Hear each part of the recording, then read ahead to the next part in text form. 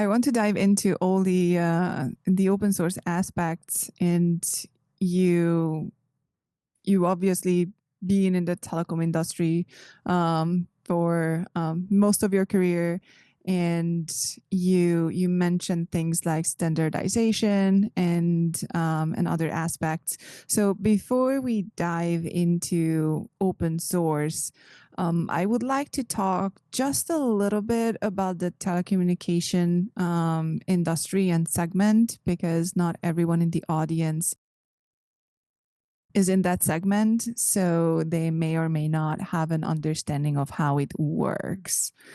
I think most people who are in touch with technology know, or at least can imagine, that telecom networks and telecom infrastructure, the whole end-to-end stack, these are really complex systems, and they also have a lot of strict requirements all around the globe. There are a lot of regulations that these systems have to hold up to.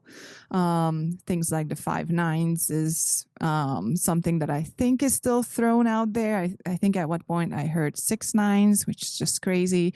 Anyone who doesn't know, 5 nines reliability means that a telecom infrastructure can have maybe around 5 minutes of downtime for an entire year, and it takes me more time to drink my coffee than 5 minutes.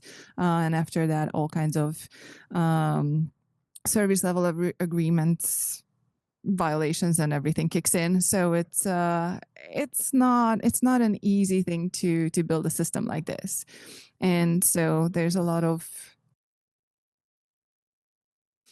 standardization effort and all kinds of things that go into that. So Magnus, in your experience, like, how deep down the stack does standardization go? Is everything under the microscope and strict rules, or there is some flexibility in this system and how it is built?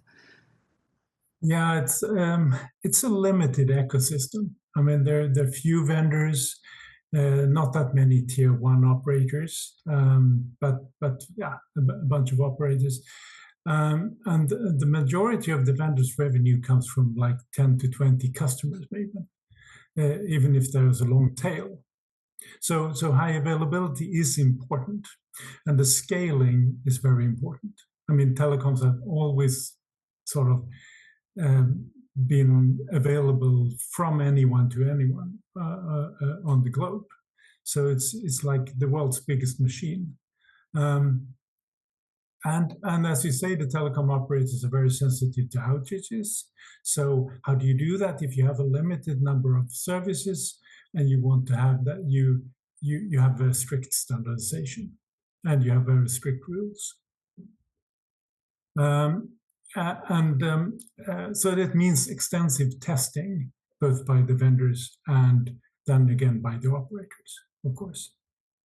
And then there is also interesting part there is there is a big limitation when it goes to how to do software upgrades.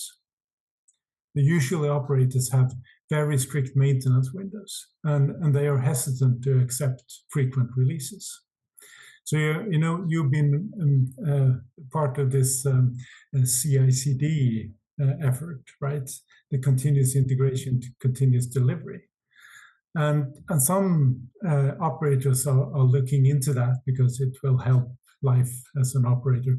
But it's a very big change, and it calls for close cooperation with vendors.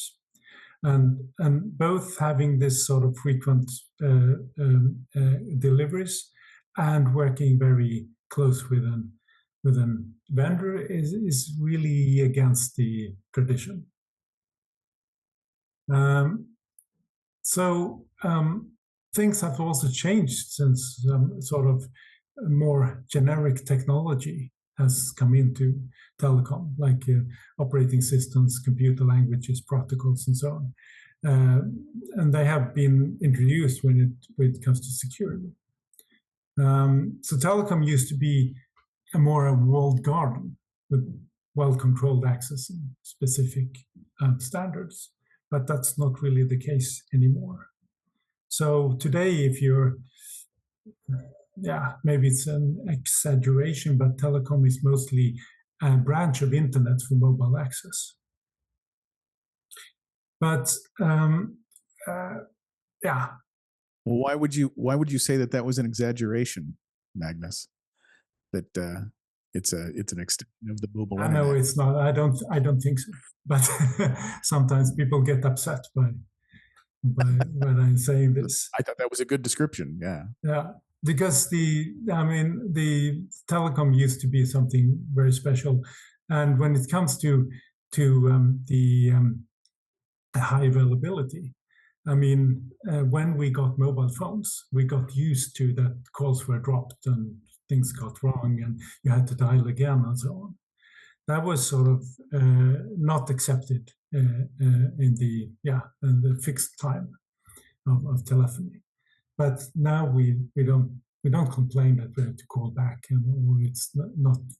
Yeah, maybe people complain, but they're used to not having this sort of super high availability. But it's important to know that the standards help sort of keeping that availability up, and operators are very sensitive to outages because it gets into the press directly. And something goes wrong and a lot of people can't go to call, they will complain, and it will be headlines on social media and on the newspapers. Whereas sort of other kind of IT equipment is not working that well. It's like it used to be. That the people are used to that. So the standard for telecommunication is very high, and in people's mind and in the society mind, and it should be, because it's essential in all kinds of for emergency and fire brigade or whatever. So it is important.